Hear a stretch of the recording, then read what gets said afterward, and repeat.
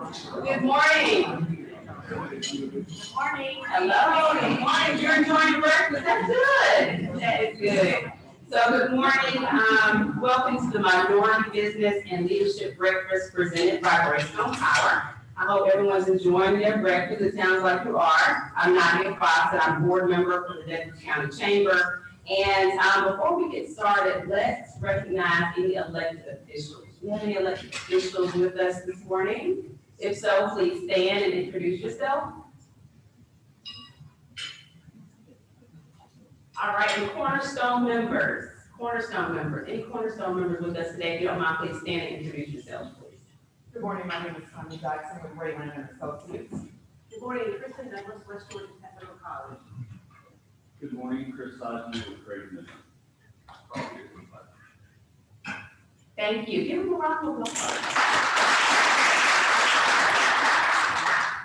And the heartbeat of our chamber, our diplomats. If you guys would please stand and introduce yourselves as well.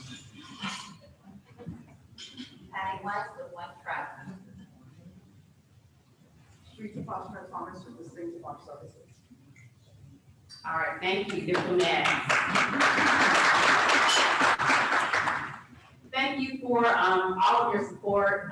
We really do appreciate it here at the chamber, and I'm very excited to, as a Greystone employee, to stand here before you to support the very first breakfast series of this type. So we're excited that it will be a quarterly breakfast, and we'll get to see your faces hopefully back again. So I think one of the very exciting things as well is we have a very distinguished guest with us that we're going to get to know today. And I'd like to introduce him at this time. His name is Joe Handy, and Joe Handy is the newly appointed President and Chief Executive Officer of the National Black MBA Association. He is an accomplished and multidisciplinary business and operations executive with an impeccable track record, strong business acumen, vision, and entrepreneurial mindset. In 2005, Handy joined the Georgia Aquarium's founding team as Director of Visitor Services and went on to serve as the Aquarium's President and Chief Operating Officer in 2017. He brings a strong history of leadership to his new role, along with more than 20 years of experience in cultural institutions. Beyond his work at Georgia Aquarium, Handy is heavily involved in the community. He serves on the Kennesaw State University Foundation Board of Trustees and the Strategic Planning Committee, the advisory boards of KSU Business School, the Morehouse Leadership Honor Society, and the board of directors for the Georgia Chamber of Commerce and the Metro Atlanta Chamber. And he's also a member of the 100 Black Men of North Metro Atlanta and served as the chair of the Celebration Bowl Advisory Board. A very, very busy man. Affectionately known to many as Uncle Joe. He is the proud father to 3 children that love his fun-loving spirits, but also because of his long-standing tradition of ice cream Fridays with Daddy. Oh. Don't worry, we'll get to that. Please help me welcome Mr. Joe Handy.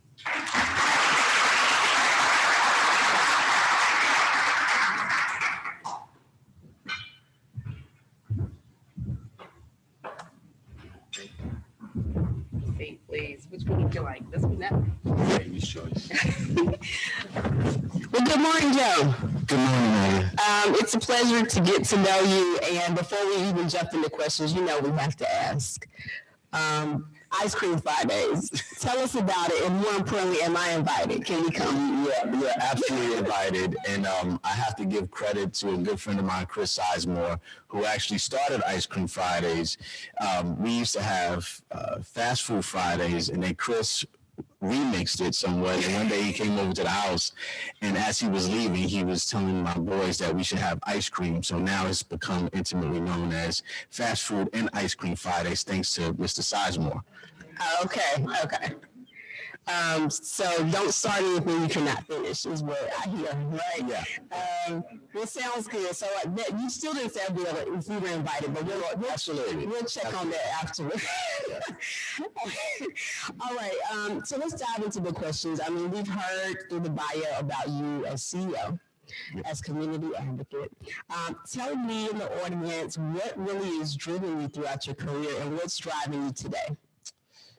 Well, with the running the risk of being long-winded, I would say that I have had the benefit and blessings of having very strong women in my life who have poured into me being a servant leader and understanding that your life isn't just about yourself. And the sort of the story of a turtle on the fence, and some of you have heard the story of the fence, is you see a turtle on the fence, you know it didn't get there by itself. So you know that in many cases, people who have had success in life haven't gotten there by themselves. So the way I look at things, if you when you have a certain level of success, as you're reaching forward to advance yourself, you also should reach back and pull people with you. So that's the sort of leadership style that I've taken, and that's sort of based on all of the guidance and advice that strong women, my aunts, my grandmothers, my mother has poured into me throughout my life. Mm-hmm. Very good. Reaching back. Reaching back. So as a CEO, I'm sure it is about adapting and changing. Obviously, we've had a tremendous amount of change in the last year plus. But how have you led your organization really to adapt to the change of COVID? And where do you see yourselves in this post-COVID atmosphere? I would say that COVID and the pandemic has caused us to look at business operations in a different way. We have looked at what was somewhat, when people were apprehensive as to having folks work from home, we were forced to do that, and we were forced to figure it out and forced to find efficiencies in doing that. And you realize that this fear of having people not in the office was overcome pretty quickly, because once again, good things come out, when you are forced to do things, you start to discover. That was something I just learned this morning. So as far as the way it changes business, you realize that not everyone has to be in the office. You can still be effective. You can still be efficient. You can still run a business, and you can still keep people safe. So even to the extent of how we hire, typically you look at hiring someone within the region because they have to be in the office. Now you can expand that search, and you can expand that reach, and you don't necessarily have to have someone in Atlanta. If you're Atlanta-based, you can have someone that lives in New York or Chicago or across the globe, for that matter. Absolutely. And I honestly don't think that we're going to go back. I think that the pivots that a lot of companies have had to make in order to ensure that their business was sustainable are benefits that are going to last throughout the business life. So I don't necessarily think that things are going to change. I know that there's pent up demand, as evident in here, where people want to get together and put eyes on each other, and there's something magical that happens when you're in someone else's presence. But I also think that there are going to be some efficiencies, and there's going to be some long-lasting changes that have been caused by this past year. Certainly long-lasting changes. Now, you mentioned the workforce not being in the office, getting used to that, understanding, and I'm sure from the workforce standpoint, they are maybe expecting different things as they look for new job opportunities. But we know that the vision, mission, all of that is a part of setting that culture, but the people are the DNA of culture. So how do you keep the culture and create the culture you want when many times your workforce may be outside of the office or maybe across the country? You just have to be creative. So we've gotten creative as to how we celebrate and how we congregate, whether it's Zoom or if some people are comfortable coming into the office. We meet often, and we talk a lot about our failures. We talk a lot about our successes. So we create that environment where it's really a family feel, where we celebrate both our highs and our lows. And we start off every all staff meeting with sort of a temperature check, a wellness check to figure out what's going on in everyone's lives, because we want to make sure that the business will be there, but we want to make sure that the people are doing well. So we focus first on people's health, people's mental health, what's going on in everyone's life, and then business secondarily. Okay, so still making sure you spend time on the people. Correct. Even though you're on the Zoom call, right? Correct. Yeah. Correct. Because the way I look at the way I look at staff, I've coined this term employee-soomers. And the reason why I look at our employees as employee-soomers is because a consumer can make a determination whether or not they're going to continue to consume your brand. If you have a bad experience at a restaurant, you have a bad experience at a store, you can make the decision, I'm not going to spend my dollars there. But your employee has a little more investment in that business because they're going to be coming in and day out because they're driven by it. They have a different motivation. So if you are not focused on your employee-soomers, then it will transition into negatively impacting your business. So your employee-soomers, in my opinion, is your most important asset and those that you have to focus on the most because that's what's driving the culture of any organization. That's good. That's good. I've seen on the website, aspire to inspire. What does that mean? Can you tell us, is that a part of your culture or tell us more about that? Absolutely. And it goes back to the idea of as you're aspiring and as you're trying to advance your career and as you're trying to be a good person, you should also inspire others to do the same. So it's sort of each one teach one. As you're looking to, once again, reach forward, you have to reach back and you have to be a model person for someone to, you have to inspire someone to inspire to be like you. So, and that goes within your business. You want your business to aspire to be great and have great brand recognition and be recognized for doing good work and inspire others to do the same. That's good.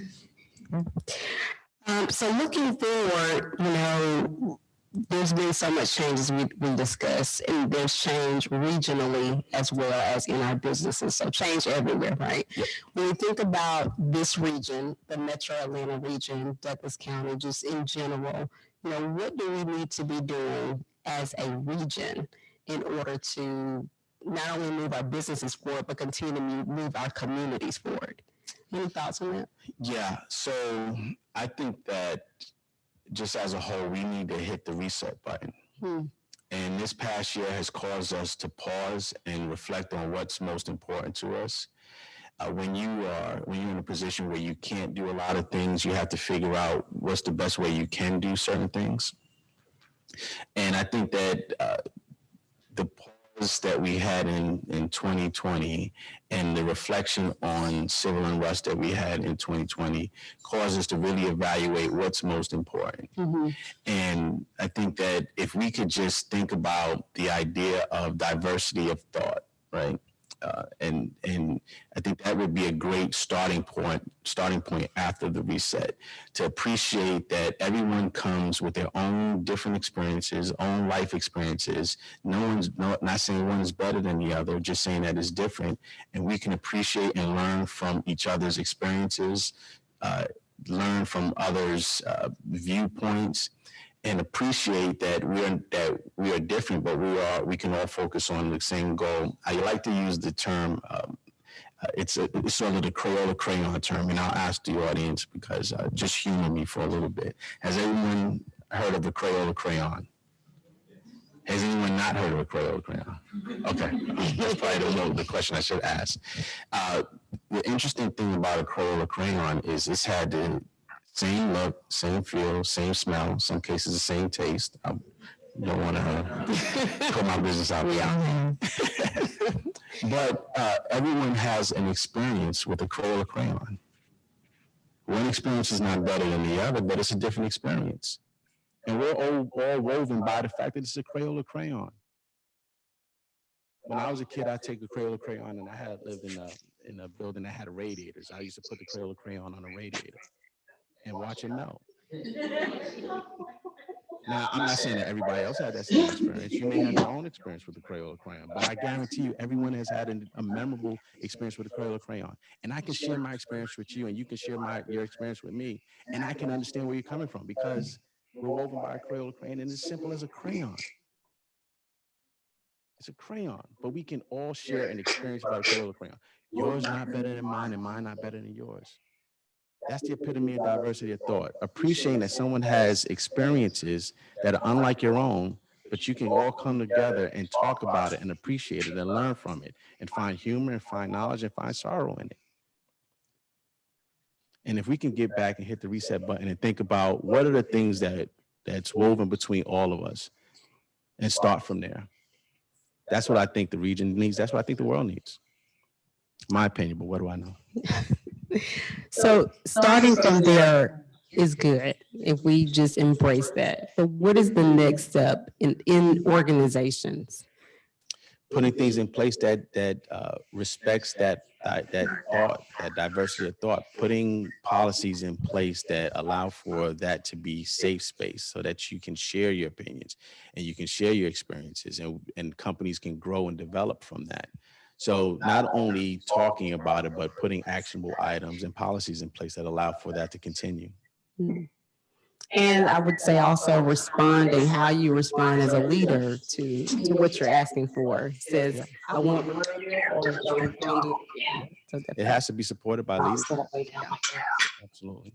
So with the same thought process of growth, tell us what you do to continue to grow. You have an extensive career. I mean, you've done so much. How do you grow? And how important is growth to you? Once again, I have huge benefits by having very strong women in my life. Thanks for answering that email too, that invoice. Yeah, I thought it was kind of weird, huh? I would say 6 months up past to my due. Okay, mother. 6 months. Why when you resent it? 2019, yeah. She thought I worked at a lot. All the time. So my success meant nothing to her. He's not as loud as her, I but was he's going to in be at there.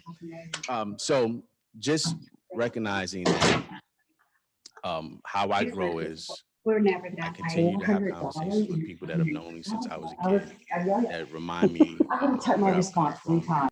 I continue to look to mentorship.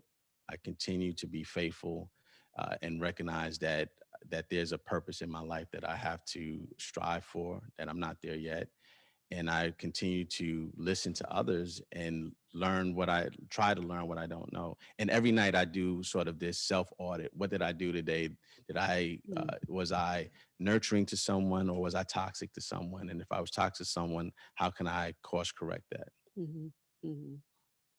So you've mentioned mentorship and the women in your life, they have helped pull you along. We just talked about aspire to inspire. And again, that sounds like it's reaching back. For the audience today, let's talk about mentorship just a little bit, because it sounds like it's been a thread throughout your organization as well as your life. What would you say for all of us in the room today of how important mentorship is in being mentored as well as being a mentor? It's hugely important.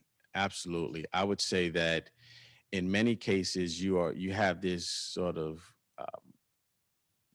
golden opportunity to learn from someone else, learn from someone else's mistakes, learn from someone else's successes.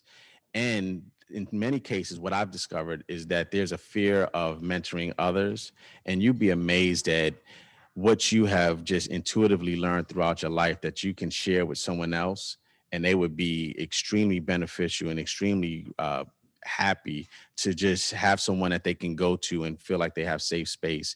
I'm mentoring a young man that just graduated from Morehouse, and just conversations. I think we're just talking, and there's so many things that he'll repeat back to me that I've said to him, and he's taken that to shape how he approaches decisions, how he approaches his life, and how he approaches conflict. And it's just casual conversations in my mind, but he's absorbing a lot of what I'm saying. And on the other side, I've had the benefit of having extremely important mentors in my life, and they have done and taught and guided me in many situations. One of my greatest mentors is Bernie Marcus, the co-founder of Home Depot. And I mean, he's very opinionated, and he's gone through a lot. And we talk about life growing up. We talk about being Jewish, him being Jewish growing up and moving into different neighborhoods. And some of the conversations we have are like, as far as things that I've experienced growing up. So you just be amazed at how you find these crossroads, and just by having that open conversation and being able to, once again, just continue to reach forward, just reach back. Yeah. Well, that's a good opportunity for all of us. So to not only be mentors, but to be mentored. Absolutely. Definitely. So do we have time for questions from the audience? I don't want to hog you, but I do want to, let's turn it over to the audience to see if anyone has a question for Joe. Anyone except Chris. Except for Chris Sizemore. Yes. How would you suggest a person start that mentorship program or reach out to locate people that can mentor them? How do you suggest going about doing something? There are a number of organizations that focus on mentorship. The 100 Black Men of whatever, North Carolina, Metro, Atlanta, different chapters. There's the Coalition for 100 Black Women that does a mentoring program. But I would say it doesn't even have to be that difficult. You could get involved in any situation. You can talk to a friend that has a son or daughter and start there. I would say don't let the sort of perfection of something impede the progress of something. So just talk to folks. I don't have difficulty finding someone to mentor. Mm-hmm. What I'm looking for is someone to mentor me.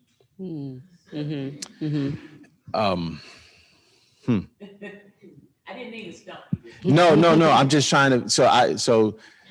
So my mentors have just become serendipitous. I've been in different rooms and have had good conversations and established relationships that way. I would suggest the same post-COVID and post this sort of social distancing, just being in spaces where you have an open ear and listening to other people's perspective and establish a relationship that way, and then look at continuing to have those conversations. I would say that just being diligent and just being resilient as far as having those conversations and making yourself vulnerable to say that you're looking for a mentor is a good start. Great question, Beverly. Can you share a little bit more about the MBA Black Association? Absolutely. So the National Black MBA Association is actually, we're going to be celebrating 51 years, April 3rd. And it was established in Chicago by a group of MBA students that wanted to have safe space and be able to elevate one another and look at opportunities that existed for Black professionals to advance within their career. And right now we hold the largest career fair for Black individuals that are looking to advance within companies. So essentially what we do is we match Black talent with companies that are looking to source Black talent and create that pipeline. And we have 3 areas of focus. We focus on leaders of tomorrow that dips down into our high school students. We focus on Gold Key, which is individuals that are looking to advance within their career. So maybe manager or entry level positions that are looking to elevate into executive positions. And then we focus on entrepreneurs and providing wraparound services, because a lot of what happens is businesses, particular Black businesses, are sole proprietors. So 90% of Black businesses are just sole proprietors where there's only one employee, and typically themselves, and it's in the service-based industry. And those businesses don't survive because there isn't a lot of wraparound services. So from understanding the business plan to developing a website to sustaining that website and financial presence, things of that nature. So there's a lot of passion, but there may be resources that aren't afforded to them. So the National Black MBA Association provides those resources, matches that talent, and tries to aspires to inspire students that are looking to advance or look at different career paths.